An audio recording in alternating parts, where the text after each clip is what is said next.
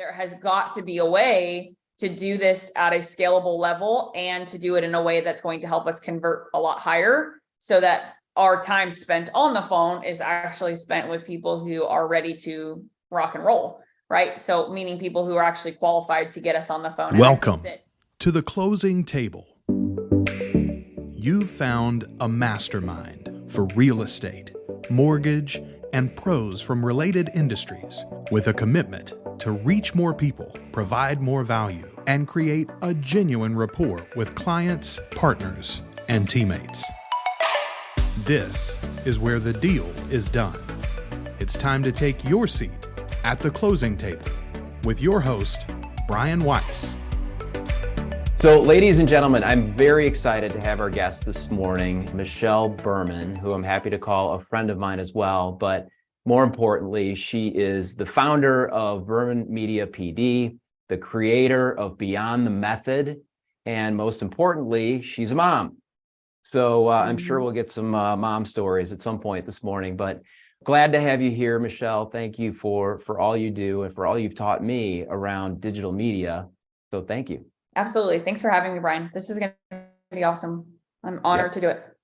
I love it. I love it. Thank you. So, there's so many things we could talk about here, but I'd really like to start and dig into your brain about digital media as a whole, right? So you and I have talked a lot about how we can create and nurture relationships using all of our digital media platforms. And you, I think rightly so, will say that we kind of miss the boat, right? We keep it on the surface and miss the opportunity to truly connect with people online and then take those connections offline.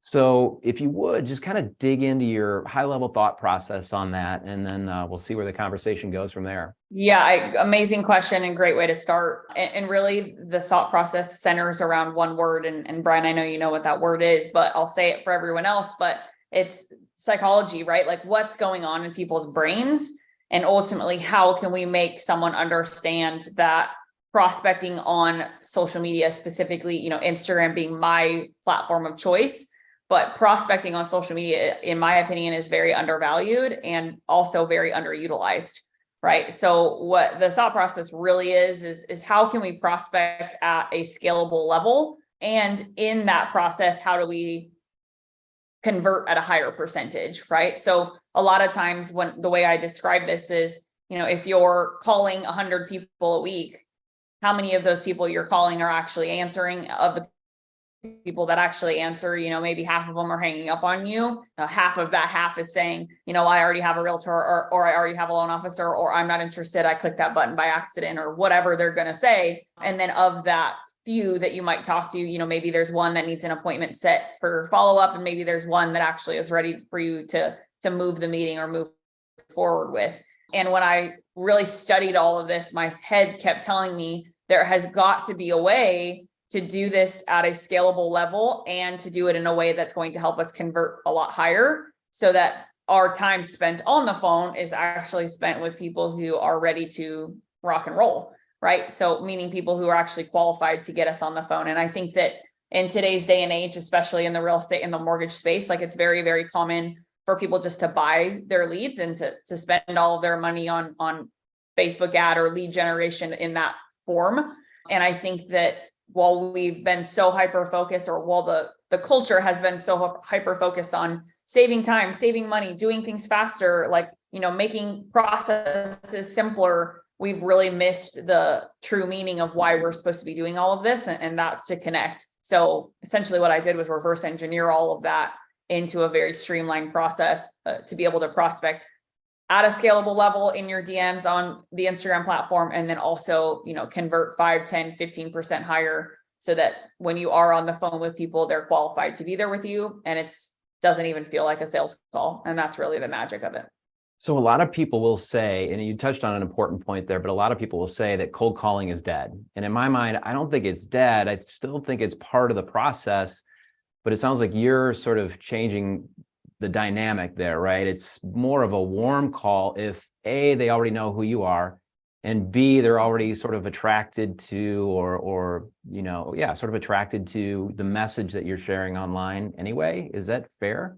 Absolutely spot on. That's exactly what it is. Like, is cold calling dead? No, I don't think that it is. I think people will always and forever do that. I think people will always be buying lead lists. I think that, people will always be doing Facebook ads, and I understand the importance and the value of doing all of those things. My goal, and exactly what you just mentioned, is that the idea is if we can get on the phone with these people and already have that connection, or already have, the way I kind of laughingly say it is, do we have 3 to 5 bullet points next to the person's name before we get on the phone with them? And most people would be like, well, hell yeah, that would change the whole dynamic of the call. Like, if I knew that this person lived in XYZ, if I knew this person loved CrossFit, if I knew this person had a pit bull and a cattle dog and had a 20-month-old son, like, that would be a lot easier of a cold call in theory, right? Because you get on the phone and you already have all of these points of connection. So that's what Instagram allows us to do, right? That's what social media allows us to do, so that we can do this, have this connection with someone, then schedule the call, or then get their information. And we get on the phone with them, the first 5 to 10 minutes, we're not talking about business at all. And by the time it does come to business, what's going to happen, right? That person's going to easily convert, most likely, or at least, again, you're going to have a significantly higher conversion rate at worst than you would without all of that. And even better, you're going to be talking to people that you actually want to talk to, right? Or people that actually want to talk to you, vice versa. So what ultimately happens there is you're living in your lane, right? You're prospecting with people that have like minds. And what really, really happens with that is people won't shop you, especially in our industry. There's a lot of that. Get a second opinion. Oh, well, I'm talking to this agent and I'm talking to this agent. Who's going to help me sell my house for more money, right? It's like this big giant competition. And I think that if you're the person that can focus on the connection first, and loving on them as an individual first, and actually genuinely mean it when you're creating this connection, a lot of times you can tell when someone's just going to try to sell you something and not actually care what you need or who you are. So I always say, like, don't be that guy. But that's what Instagram allows you to do. It really is life-changing in your prospecting if you see it that way. I love it. I love it. So I know I don't know if focus is the right word, but you kind of zero in, or you put a lot of weight in Instagram per se. But so what are your thoughts on the other social media platforms? Or are you only Instagram?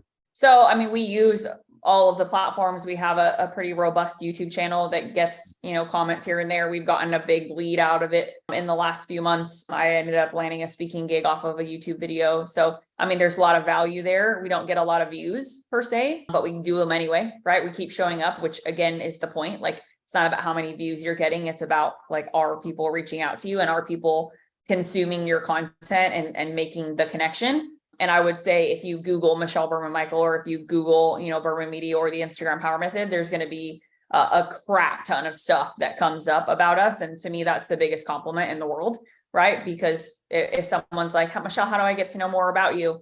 Google me, and a lot of people are afraid to tell people to do that. But I think we've definitely gotten to a place where that's what I would encourage someone to do. But as far as, like, all of the social platforms, Instagram is definitely my platform of choice. It really always has been. We have a really huge Facebook group. I think, Brian, you're even part of that. And our free Facebook group that we use, it's just value, value, value. Like, will we sell in there occasionally? Yeah. But the reality is that our job in this industry is to really move the needle for people. So our Facebook group is just designed to be free value. And then I've never even downloaded TikTok, never once, nor do I have any desire to do so.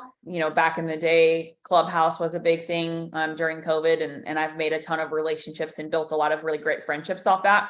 But in theory, I would say we're the big three. So we're Facebook, Instagram, and YouTube. Those really are our platforms. LinkedIn, I've been on. I have a profile, every now and again, I'll check it, but it's very inconsistent. It's just not where I live. Okay.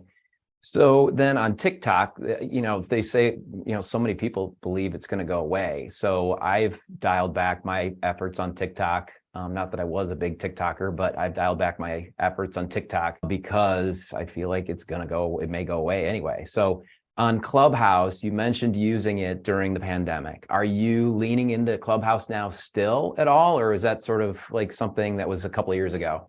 for you? No, it's sort of something that, I still have it on my phone, but I don't check it regularly. And it's, if someone asks me to jump in a group or to jump in like the virtual stage land, like I will, but it's very rare. During COVID, it was the only way that we communicated and the only way that we really connected, because, nobody was going on Facebook Lives at that time. Everyone was like, I'm stuck at home and I've gained the COVID-10 or whatever crap people made up in their minds, right? As far as like TikTok is concerned, because I think this is relevant, I don't know that TikTok's quote going away. I think that there is a lot of scarcity mindset around it, right? People are worried about certain things that are happening in the industry with TikTok, with what's going on, in the news. And I think the news will spin it however the news wants to spin it. But the reality is that for what we are trying to do, in my opinion, meaning, Beyond the Method and my company, like, TikTok is not the best place for me to add value to people. It's not the best place for me to connect with people via Messenger and have these open forum conversations and be able to really connect. And I know that in my business, people hire me because they like me, not because of a really funny TikTok video. So I feel like Instagram allows me to be me and to have these private conversations in a really open forum and a really personal forum, right? Like, that's the beauty of DMs, is we can have these private conversations all day, every day. And that's just between me and you. So you just can't do that on TikTok. I think, it's coming maybe, but it's hard to say. But yeah, we just doubled down where we feel like we need to. And I think Clubhouse was brilliant, honestly, like at the time. I just think that there was some infrastructure that was missing in order for it to live on. But it was very valuable when it was really active. Okay. So, and each platform sort of has its own different focus, right? Like LinkedIn is a different focus than Facebook, and Facebook is different than Instagram. And you say pound for pound, Instagram sort of checks a lot of boxes. And so what I'm hearing is, and kind of how I use it, tell me if this is wrong, but I do post a lot of business content, but then I also post some personal stuff so that people can get to know me a little bit as an individual. And that's kind of what I look for when I'm looking at other people's profiles, is I want to know a little bit about them personally. Are they CrossFitters? Are they into grilling? Are they, sports buffs or car nerds or whatever? Like, just a little bit of personal stuff. But I also want information professionally. So is that sort of a fair statement too, that Instagram can touch the personal and the business at the same time? 1,000,000%. Yeah. I think sounds like you know what you're doing. But I will tell you, like, yeah, right. It's fine. We'll just continue to help you keep crushing it. But in all honesty, yes, what you said is perfect. And I, at the end of the day, feel like it's very, very important to incorporate both of those things, right? I know that you're really good at what you do, and that's wonderful, but I don't value it the same way as I would if I know who you are. I know the things that you enjoy doing outside of work, the things that make you validate how good you are at what you do, in my opinion, right? So if someone goes and consumes my content, the idea is that they get to know me personally. They feel connected to a lot of the morals that I have, things that I talk about, the fact that I am a mom, and the fact that, I'm a military wife living in a military community. Like, that's a big conversation for a lot of people. The fact that I employ military spouses and I talk about it all the time, that's attractive to people. And so it allows people to get to know, well, if Michelle does those types of things, that must mean that Michelle is this type of person, which makes them feel more confident in the value that we provide, right? Or in the value content that I produce. So for you, it's the same concept, right? Like, if I'm hiring you for something, I need to know, one, that I like you and I feel connected to you first. And then the hire you process is really easy. And again, everything ties back down to, or comes back down to, do I feel connected to you? And can you, as the person who's trying to sell me something, make me feel like you hear me, you see me, you understand exactly what I'm going through? And ultimately, do you have the solution that I need? And the only way for us to determine that is to get through that small talk and work through the, hey, who are you type of conversations. Because then when I am on the phone with you and you're trying to sell me a loan or sell me a house or be my buyer's agent or whatever, or come sell my house, whatever your end game goal is, I'm not shopping you around, because I've just invested a lot of time into that relationship before I made that phone call, right? So if your goal is to convert and to generate business, if your goal is to recruit, if your goal is to do X, Y, Z, it doesn't really matter. You have to connect first and then reap the benefits if you focus on connection more so than selling. I love it. I love it. So it's kind of like a connection based on values, right? They're looking for a personal connection as well as business. So then here's the question: what's the appropriate, or is there an appropriate number or a percentage, right? Should it be 90% business, 10% personal? Is it 80-20? Is it 50-50? Does it matter? It's a question that a lot of people ask, and I've been doing this for going on 9 years, and the question still comes up darn near every day. Whether I'm teaching a webinar, whether I'm speaking in real life, whether I'm on a podcast just like this, it's like the question just will live on into infamy, I feel like. But the answer to that question, I think, varies depending on who you talk to, or as far as how it's explained, I think varies. But in reality, the answer is the same. It's just a matter of how people interpret it. But what we do is we teach the 50-50 rule. So, I personally don't believe in an 80-20 rule, but as far as the 50-50, what that means is if you have 30 pieces of content that you produce on a monthly basis, then half of that is personal content. So half of that is content from my camera roll. It's pictures of me doing my life. It's my son. It's my husband and I. It's traveling. It's work. It's a picture of me speaking. It's my dog, right? It's people getting to know who I am, right? We're in the middle of building a house, and I love sharing that. I have a ton of really fun conversations with people about it. And so that's the personal side of what makes Michelle. Yesterday, I posted a video on my stories about building SOPs, right? And how, it was frustrating. It felt like I was climbing Mount Everest. It was hard. It is hard. And that creates a lot of, oh, hey, Michelle, I see you. And I know I've been through the same thing. Or, hey, you just gave me the confidence, right? I got a message about it from somebody who said, it's good to know that you struggle too. And I'm like, I'm human, just like the rest of you. So lifestyle content is really, really valuable in that sense. So that would be 50% of the 30 pieces. The other 50%, so you have 15 remaining posts of the 30. Those 15 are broken down into 3 separate categories. We call it value series is one. Testimonials is usually the second. There are options to replace the testimonials with other things. And then the third one, if you're on the real estate side, would obviously be showing transactional history. Right. Showing the open house, showing the just sold, showing the just listed, etc. Because at the end of the day, if I'm going to hire you, I do still need to know that you can actually help me buy or sell a house. Right. If you've never sold a house before and you're brand new and you're just getting started, share the open houses you're doing, share the drop, the Popeyes you're doing, share the door knocking you're doing, right? Record a video of it. Show that you're out in the community and allow me to feel like, yes, I can hire you and you can actually get crap done. Right. And that's ultimately why we would be hiring you in the first place.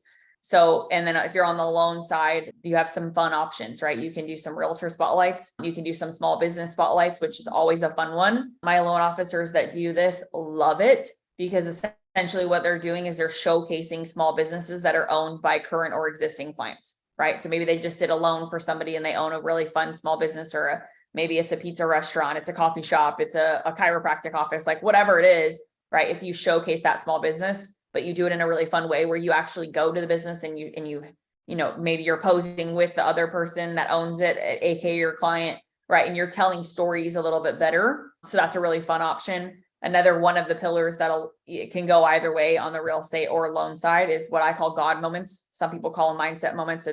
You can choose to call it whatever you want, but they're the moments where you just, sit down, or you get in your car after a meeting, or you finish a workout and you're just like, man, I just feel like I need to sing this to the world, or I feel like I just need to get this out of my body, right? It's kind of those thoughts that hit you out of nowhere where you're like, I need to share this, and kind of those, oh my gosh, moments. For me, there's a lot of those, right? In the process of building a house. It's not for the faint of heart. It's a hard. And there's been lots of oh shit moments where I'm like, what am I doing? Right. And getting on the phone or, opening my phone and talking to my phone about those moments, both good and bad. Right.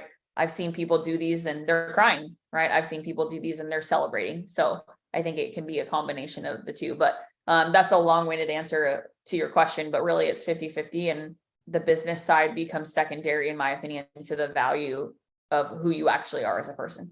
Well, and I love what you teach and I love that you did that because it shows sort of the structure that you put in place that works. And so many people, myself included, and still today, I get completely overwhelmed about what should I post? Do people even care? Do people care that I'm going to the ice cream shop with my kid? Why should why bother? You've really put together a framework that keeps it simple, duplicatable, relevant, I guess is the word I'm looking for. Mhm. So I love Yeah, it. the I love it. structure is so huge.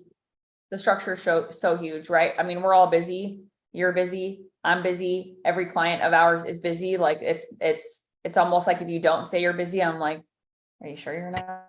Like it's kind of a weird thing, right? Now there are people who are newer in the industry that maybe aren't busy transactionally, but like they still have life, right? I mean, we're parents, Brian, you and I both, and there's stuff involved in all of that, right? Like, and I'm a big believer in finding time to do new things all the time with my kid. And so, this morning we went on a long walk in the woods with my two girlfriends here. Like we just went and picked up pine cones and spent time outside, right? And like that's important to me. And with that comes, okay, well, if I know I only have a certain number of, or I only have a certain number of hours, or this is my window to get this stuff done, right? How can we be the most effective in that window? As the CEO now officially, my time blocking has become really interesting. You and I were talking about this offline, but I get up very early in the morning and I work for about 2 hours before my son wakes up, and I get a crap ton done during that time. Like I get more done in 2 hours in the morning before the sun is up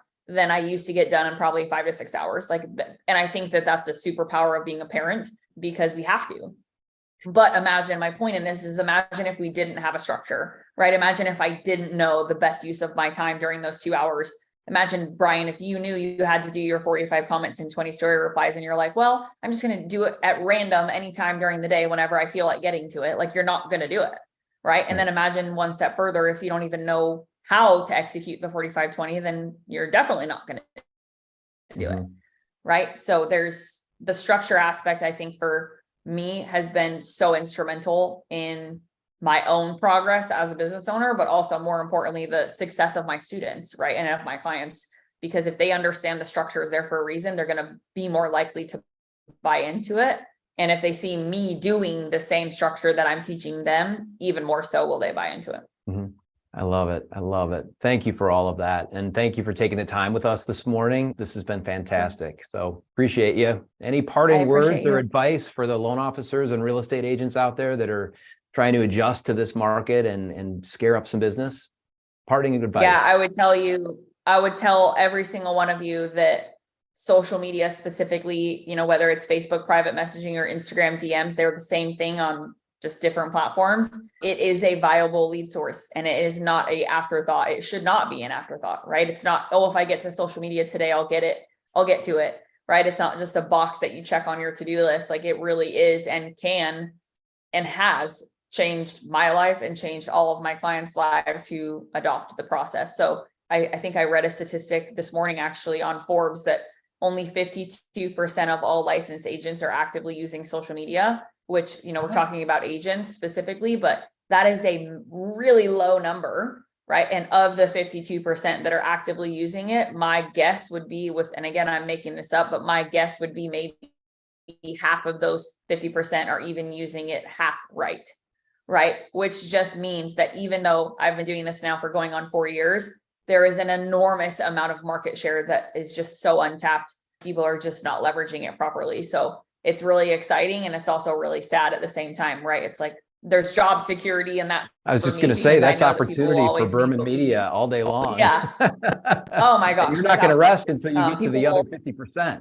Definitely not. I'm not going to settle until all 100% of realtors and LOs are actively using Instagram to prospect. But no, in all seriousness, it's sad and happy, right? It's a sad thing when you realize that so many people are unwilling to adopt what the world is telling us we kind of sort of need to, or they have these kind of roadblocks that are keeping them from doing so, which are, in my opinion, kind of stupid.